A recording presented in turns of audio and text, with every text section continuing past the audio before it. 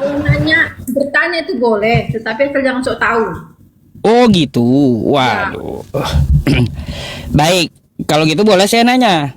boleh. Sekarang saya mau tanya. Sekarang saya mau tanya.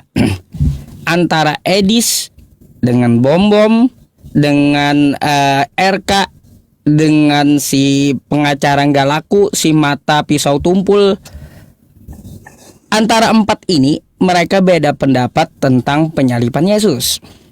Nah tuh, Hmm. sekarang saya mau tanya, yang mana yang benar? Jangan-jangan kagak benar semuanya. Yang benar itu adalah sesuai Alkitab. Sesuai Alkitab ada empat-empatnya yang mereka katakan itu. Tidak ada, tidak ada. Pasti tidak ada yang pasti salah satu tidak ada di dalam Alkitab. Gini, saya jelaskan saya sama Ibu Carolina bentar pendapat mereka. Satu, kata Edis, ya Edis berfirman. Kenapa saya bilang langsung Edis berfirman? Ya karena dia udah tahu kita sendiri ya pengganti Tuhan Kristen zaman now gitu.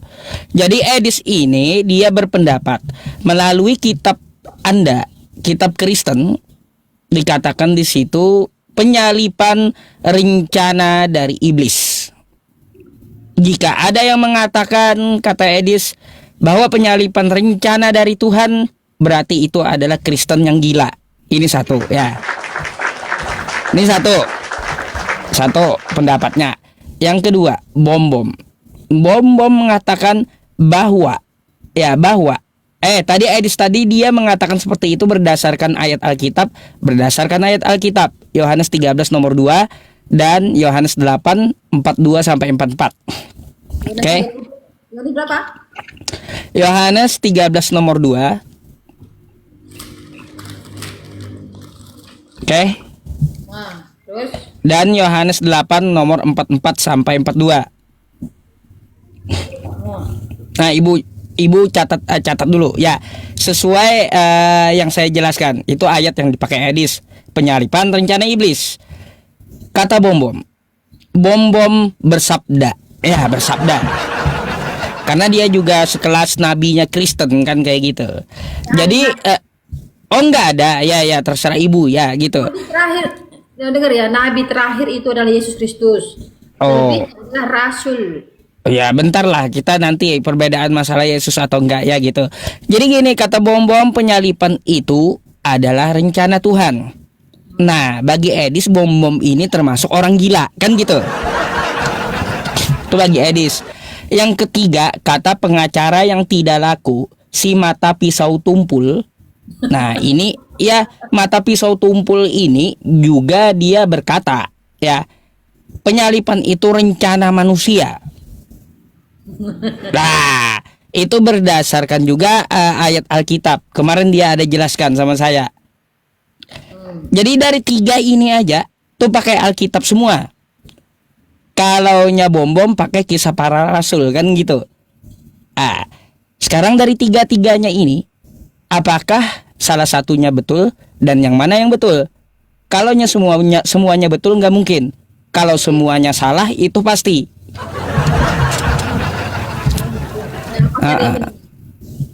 Mungkin semua salah. Ya, semua salah itu pasti masalahnya. Karena nggak ada penyalipan itu bagi saya kan, saya Islam. Gimana sih? Makanya saya bilang semua salah. Macam mana pula? Yesus itu digantikan ya kan? Oh. Mana? Ayo, yang mana yang betul di antara mereka? Yang betul adalah sesuai Alkitab, yaitu Pak Bom Bom. Kemudian tiga-tiganya ini sebenarnya mereka memiliki asumsi masing-masing dan itu tidak boleh kita hakimi dan tidak kita asumsi mereka. Bentar, ya Edis bawa ayat Alkitab, si mata pisau tumpul bawa ayat Alkitab. Macam mana? Nah, penyalipan itu kan sudah ngerti dari perjanjian lama, penyalipan itu sudah dinubuatkan oleh para nabi. Kenapa dibilang dari iblis? Iblis kan nggak pernah tahu apa yang direncanakan Allah. Beda. Gini, kalaunya Bom Bom ya dia katakan bahwa penyalipan itu rencana Tuhan udah dinubuatkan sejak dulu, nggak ada nubuatannya masalahnya. Ada. Oh, di mana itu? Di Yesaya 53. Karena kita Nomor berapa? 10. Yesaya 53 itu ayat 5 kalau nggak salah. Oh, ayat 5. Enggak masuk akal di situ buat Yesus. Dia dinubuatkan bahwa dia akan diremukkan, dia akan dihancurkan, dosa-dosa kita lah yang ditanggungnya di kosak. Bu. Kita yang ditanggungnya. Yesaya 53 itu di ayat 10-nya, di nomor 10-nya dikatakan penebus salah itu dia akan melihat keturunannya dan titik umurnya akan panjang.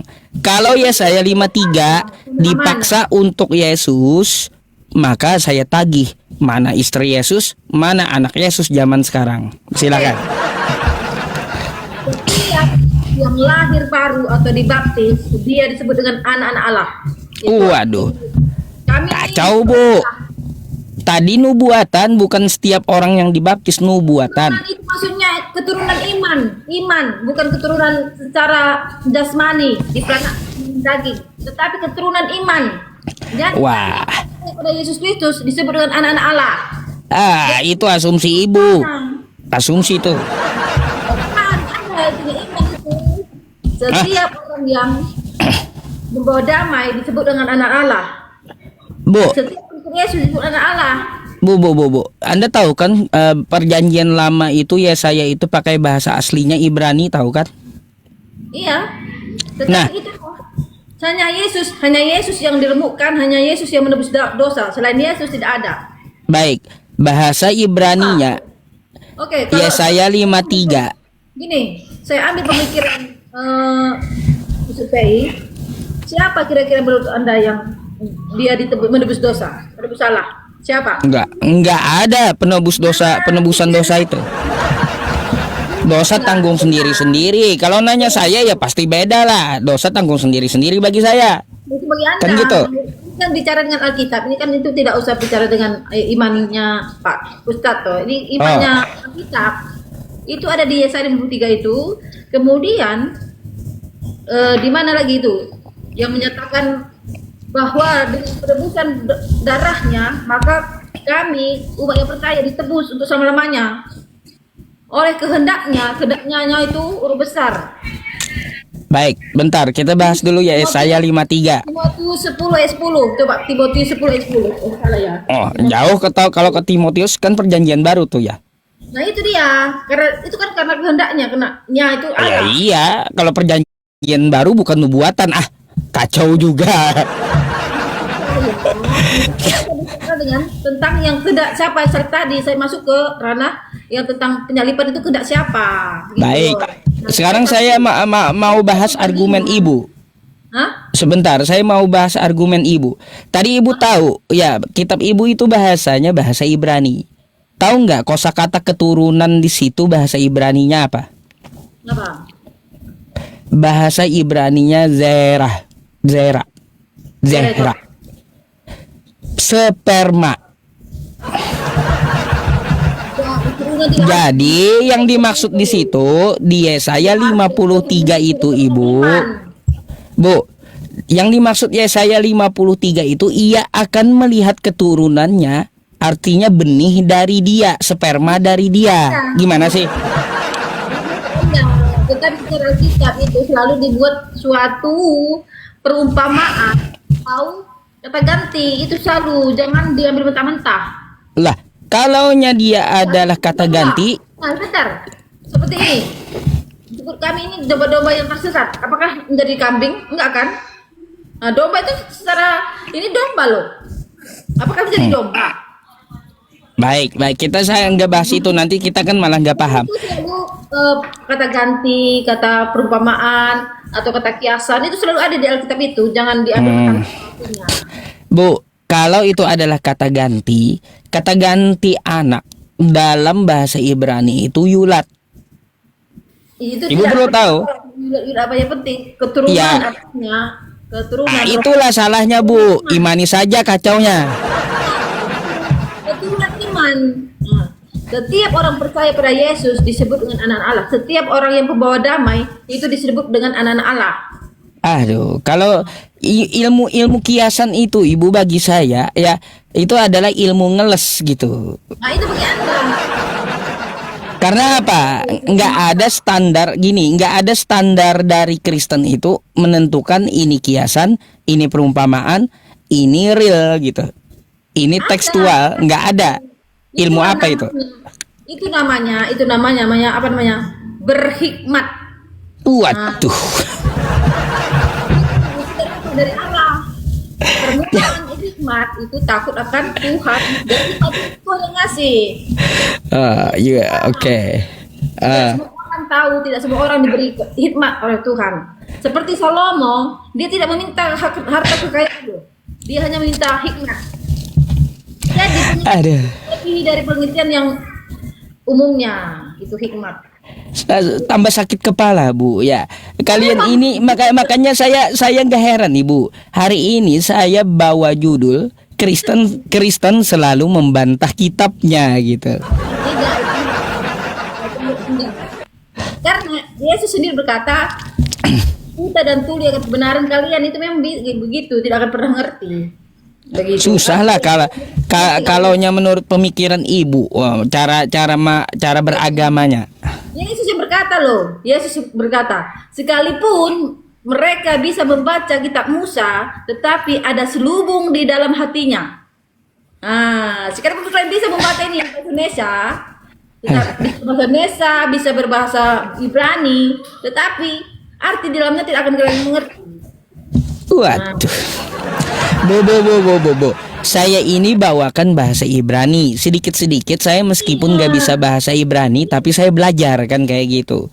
Jadi kalau ibu bantah saya, setidaknya ada gitu. Ibu dalam keahliannya berbahasa Ibrani. Ya. Jangan Anda berbahasa apapun. Dengar kata firman Tuhan. Hanya orang yang penuh Roh Kudus yang mampu berkata Yesus Tuhan. Jadi tidak semua orang bisa mengerti bahwa Yesus itu Tuhan. Seperti Elizabeth itu penuh Roh Kudus mengerti Maria mengandung Tuhan. Gini, itu adalah doktrin Kristen.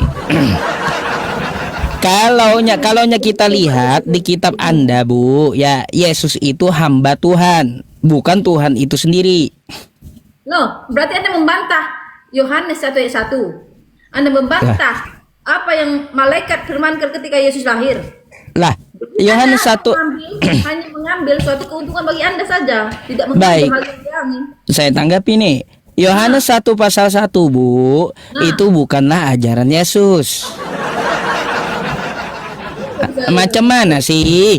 Ya, yang kita ini mengambil pengajaran itu dari tokoh utamanya dari Yesus. Kok ngambilnya ke orang gitu pahamnya? Ya nggak apa-apa, itu memang hikmat dari Allah, itu Roh Kudus yang mengilhami mereka. Semua itu kacau. Penjelasan tentang Yesus, penjelasan tentang Allah itu dari manusia itu sendiri, dari Allah, itu dari Roh Kudus. Pada mulanya adalah firman, kan kayak gitu. Firman bersama-sama dengan Allah. Firman adalah Allah. Ini kan ngambilnya dari himne Plato Yunani. Terserahlah, itu enggak jadi urusan saya. Dengar, ketika malaikat berkata, Anda mengelak. Ketika malaikat berkata, telah lahir bagimu Kristus Tuhan di kota Daud. Nah, itu malaikat berkata loh. Bukan manusia, bukan saya. Sekarang saya mau tanya, kalau itu adalah perkataan malaikat, kapan Lukas ketemu malaikat itu? Orang-orang yang lahir itu bersaksi lah. Kapan Lukas ketemu malaikat itu? Siapa? Kapan Lukas yang menuliskan itu ketemu sama malaikatnya? Kalau itu tanya Lukas. Tanya Lukas. Kacau dah Bu, kalau itu tanya Lukas ya. Mau macam mana kalau kayak gitu? Saya disuruh nanya sama Lukasnya. Nanti kamu tanya, hei Lukas, kapan kamu ketemu Lukas? Datang sana tanya. Aduh, kacau ya teman-teman. Kok malah saya disuruh tanya sama Lukas, ibu yang pegang kitab Lukas ya. Malah saya yang Islam disuruh tanya sama Lukas. Ibu bertanya kapan malaikat bertemu Lukas. Iya. Lukas, saya nggak sama Lukas saat itu, saya belum ada. Tapi kenapa Lukas berani menuliskan? Semua yang tertulis itu sudah diilhami Roh Kudus. Roh Kudus yang berkata. Waduh, kacau. Semuanya itu karya. Ada. Tidak ada Baik, apa-apa. kalau gitu saya tanya lanjutannya nih.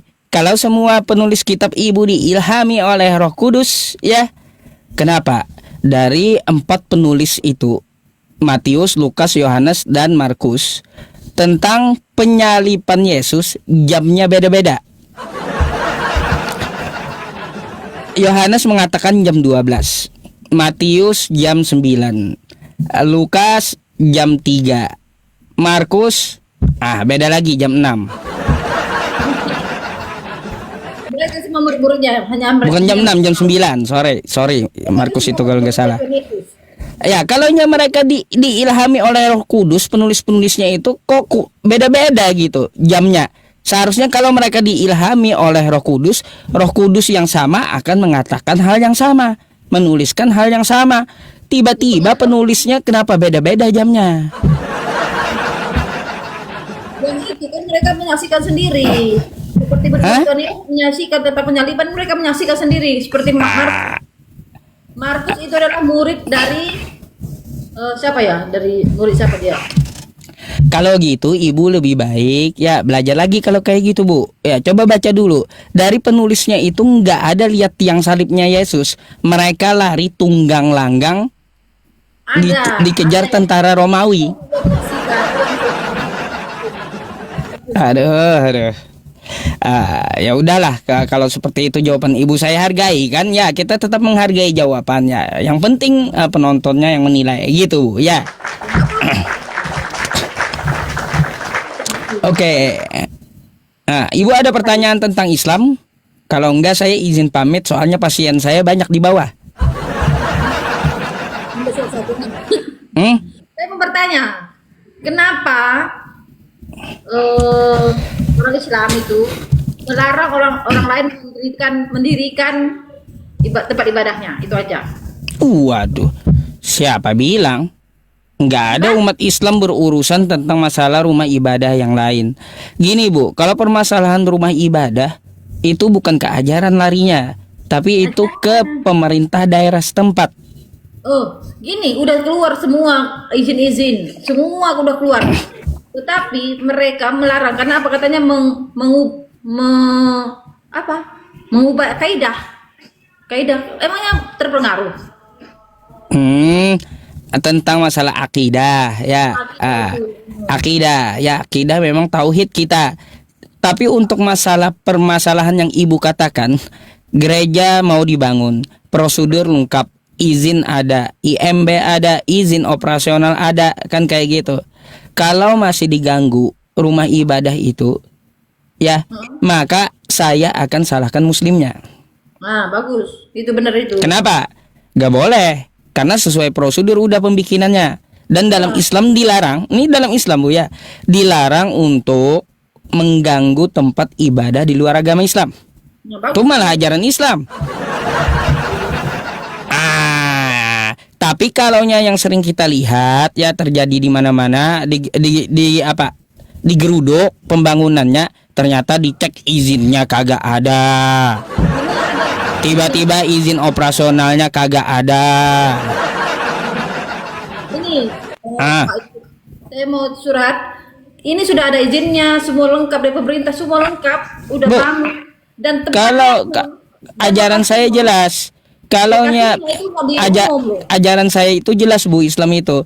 Jadi kalaunya sudah ada izinnya sesuai prosedur, dia bangun tempat ibadah, gitu ya.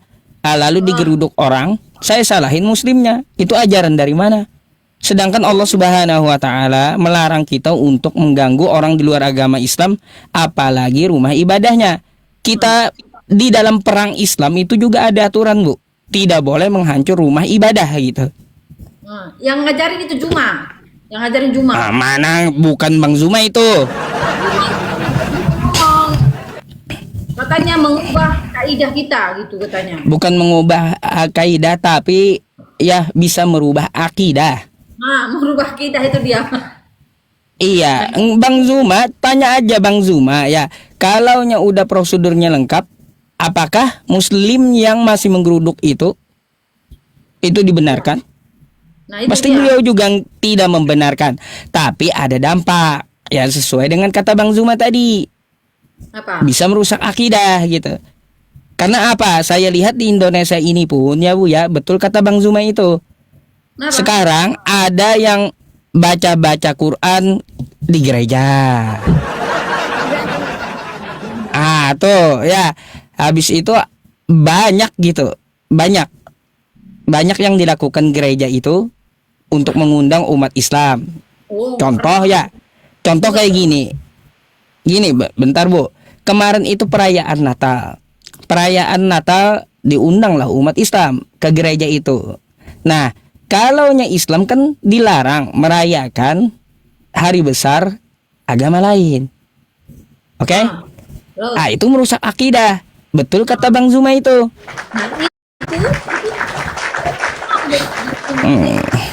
mau kan nggak dipaksa. Jadi harus jelas dulu prosedurnya. Nah, ini prosedurnya udah jelas. Kita tidak pernah mengundang Muslim, kita tidak pernah menyenggol yang lain, kita berhidup berdampingan. Udah lengkap prosedurnya, semua lengkap, surat-surat udah lengkap. Dan tempatnya pun di luar tempat umum, mungkin sana. Masih di Selama ini Bu ya, selama ini yang saya lihat ya, yang terjadi itu malah Kristennya bangun gereja maksa. Karena apa? Tidak ada izin mendirikan bangunan, udah diletakin batu pertama. ini sudah ada semua suratnya lengkap, selengkap-lengkapnya. Itu di mana? Itu di mana? Contohnya di mana tuh? Di Solo Solo. Ada masuk video nggak? ada Bang IMB IMB-nya udah ada, izin dari tempat ibadahnya ada. ada, semua ada. Nggak boleh diganggu orang beribadah, lakum dinukum waliyadin. Nah itu tolong diingatkan Pak Juma itu, Pak Yusuf. Saya Bang Zuma nggak ada salah itu. Jadi itu pelapornya. Enggak, Bang Zuma itu betul juga merusak akidah itu. Ini kan tidak pernah mengundang Islam, tidak pernah kami membaca Al-Quran di gereja kami. Kalau di gereja ibu, tapi kita lihat kejadian yang telah lalu, ya, yang dikatakan Bang Zuma itu, ada Islam ikut Natalan apa coba? Nah, ikut Natalan ke gereja, ini biangnya merusak akidah gitu. Kami nggak pernah mengajak Muslim apapun siapapun yang ke gereja.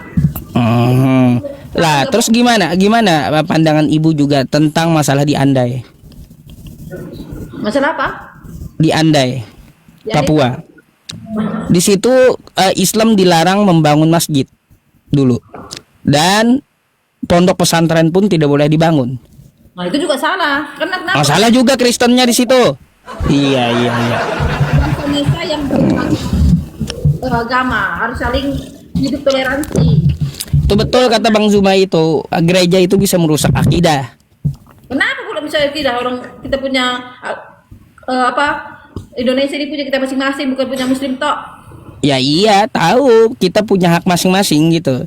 Iya. Tapi sesuai dengan pengalaman yang telah lalu yang saya ceritakan tadi, bercampur baur, tidak bisa membedakan yang mana toleransi, yang mana kolaborasi. Gak bisa bedain itu.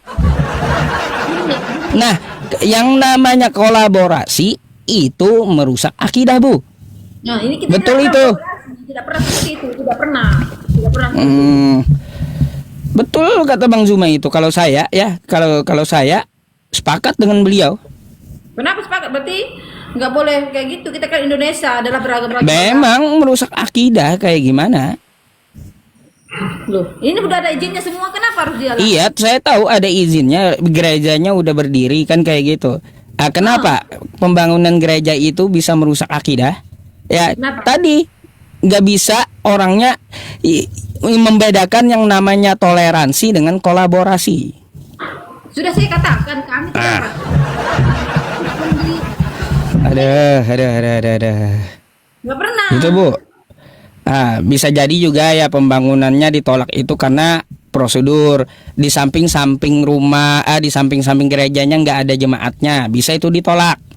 Oh itu bukan, itu tempatnya terpencil, itu tidak ada rumah di sekitar situ, tidak ada rumah. Jadi Jauh. bedakan dulu ya, yang namanya toleransi dan kolaborasi beda. Ini kita tidak bisa bicara dengan kolaborasi apa Apa tuh? Karbonisasi. Iya betul, berarti kata Bang Zuma itu. Saya dukung, betul itu. Betul betul. Ada, ya udah kalau gitu ya percakapan kita akhiri dulu Bu ya, karena pasien saya sedang ngantri untuk berobat ini ya. Kita Indonesia beragama, saling menghargai, saling menjaga, saling toleransi, itu ya benar Pak. Oke, thank you ya Bu ya. Terima kasih. Selamat malam.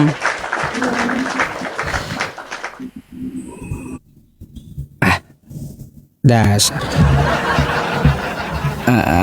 Ya, Bang Zuma disalahin. Gereja itu bisa merusak akidah.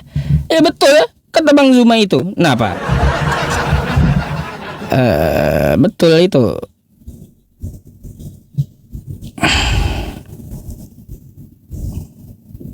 Leh. Ada yang minta naik nggak ini? Nggak bisa kelihatan di tempat saya. Benar. Iya betul teman-teman. Ya ada kemarin beberapa video juga saya reaksi itu di channel saya satunya. Islam dengan Kristen sama-sama merayakan Natal. Apa coba? Itu bukan toleransi. Toleransi itu bukan bercampur kayak gitu. Ada namanya toleransi, ya. Tapi tidak ada toleransi dalam akidah. Yang ada itu toleransi dalam muamalah, hubungan sesama manusia. Kalau toleransi dalam akidah itu enggak ada. Makanya ada ayat Al-Qur'annya, wala talbisul haqqo bil batil. Jangan kamu mencampurkan antara kebenaran dengan kebatilan. Ya. Jadi gitu.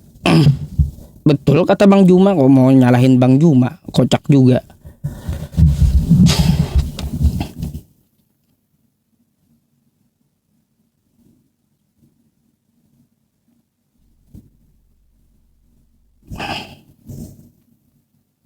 Saya satunya. Halo, selamat malam. Selamat malam. Selamat malam. Malam Bang. Islam Kristen Bang?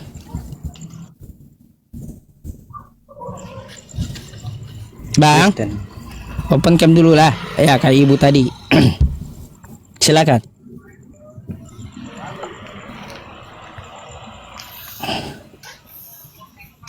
Silakan dibuka dulu kameranya.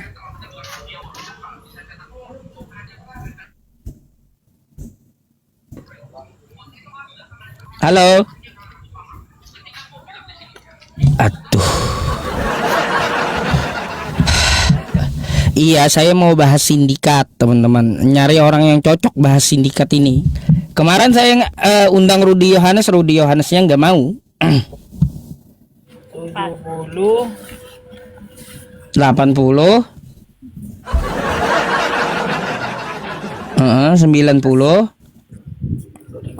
100 turun dulu ya. Aduh bang ya, kalaunya jualan lah atau ada kerjaan ya gak usah ikut naik dulu ya. Mana lagi?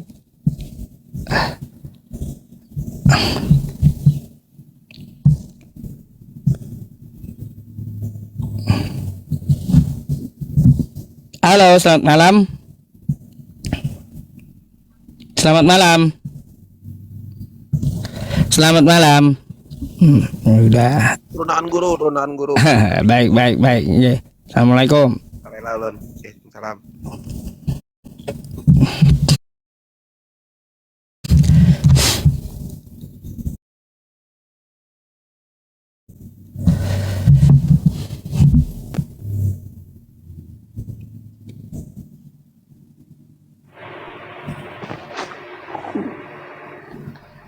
Halo, selamat malam.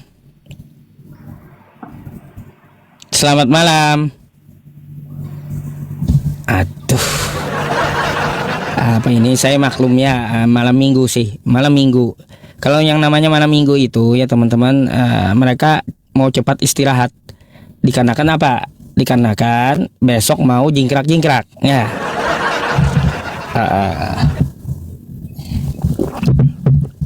Selamat malam. Selamat malam. Wah ini ada. minta naik tapi jadi berhala, teman-teman. Itu maksudnya apa gitu ya? Minta naik lalu jadi berhala. Itu apa gitu loh maksudnya? Heran saya.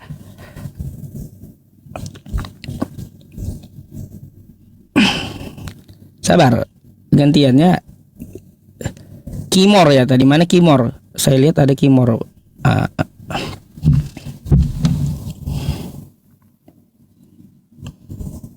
Assalamualaikum warahmatullahi wabarakatuh, Pak Ustadz. Waalaikumsalam. Iya Bang, Islam. Islam Bang, 100%. Ada yang mau disampaikan? Cuma minta nomor WA, Pak Ustadz. Boleh nggak? Ada nanti saya sematkan gitu Bang ya. Siap Pak Ustadz, siap. Oke. Baik, kita ganti dulu biar ada diskusi ya. Iya siap Pak Ustadz. Oke. Assalamualaikum. Assalamualaikum. Waalaikumsalam.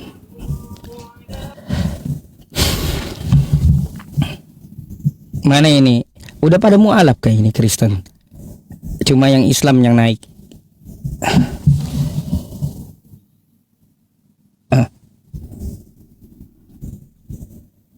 Yang Kristen mana sih?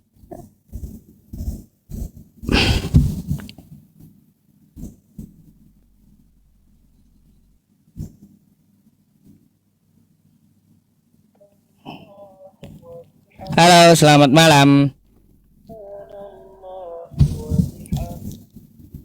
Aduh, beliau malah minta naik.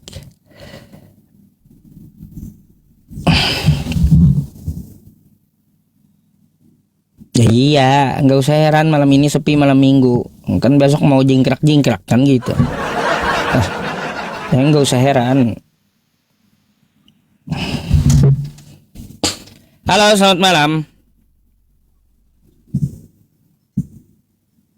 Selamat malam. Berhala pula. Apa ya teman-teman, bikin saya ketawa loh berhala ini loh. Minta naik tapi disapa diam. Jadi berhala kayak gitu maunya apa? Minta sembah atau kayak gimana gitu loh. Ada aja. Kalau dinaikin itu ya ngomong ya. Ngomong.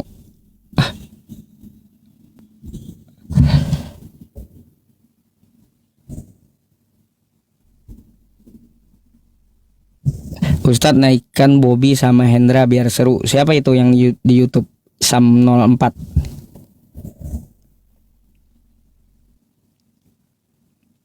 Muter nih. Halo, selamat malam. Malam, selamat. Assalamualaikum. Waalaikumsalam. Iya, ada yang mau disampaikan Bang? Yang kemarin tuh tadi di apa ini? Ustadz, saya mau nanya Ustadz. Nanya apa? Abang Islam kan? Alhamdulillah Islam. Kan saya nih Gini bingung, Bang, Ustadz. gini Bang. Ya, gini. Kalau abang bertanya langsung telepon saya aja habis live, boleh? Enggak, kemarin saya nelpon Ustadz tapi enggak dijawab. Nggak sama diangkat. Ustadz. Saya sakit diangkat. kemarin. Nggak bisa Enggak, saya yang angkat hari telepon itu satu-satu. Udah lama karena udah lama. Oh, udah lama. Nomornya yang mana nanti kasih tahu saya. Ini bilang aja Rian gitu. Ya. Oke. Yang nomornya ujungnya 6020 tuh. Oke. Nanti saya angkat tuh nomor telepon itu ya. Oke, siap. Oke Bang, sorry kalau nggak keangkat itu karena kebanyakan yang masuk. Terus juga saya banyak kegiatan di sini. Terus sakit Saya gitu. cuma satu aja pertanyaan saya. Enggak banyak. Apa emang? Kan banyak orang bilang oten itu apa sih Ustadz? Awal Oten. bingung gitu loh. Oten itu orang Kristen. Oh, orang Kristen cuma. Gitu. Oke. Oke, baiklah Bang ya. Saya ganti dulu ya. Ya, Ustadz. Semangat. Assalamualaikum. Waalaikumsalam.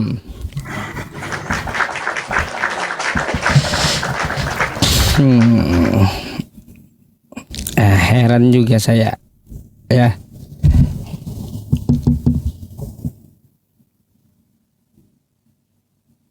Ini mana orangnya?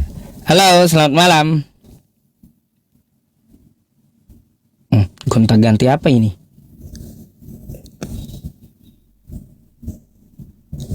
Aduh.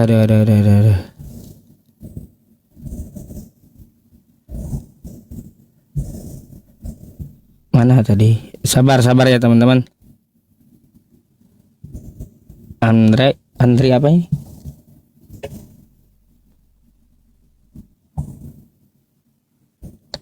Masih mutar.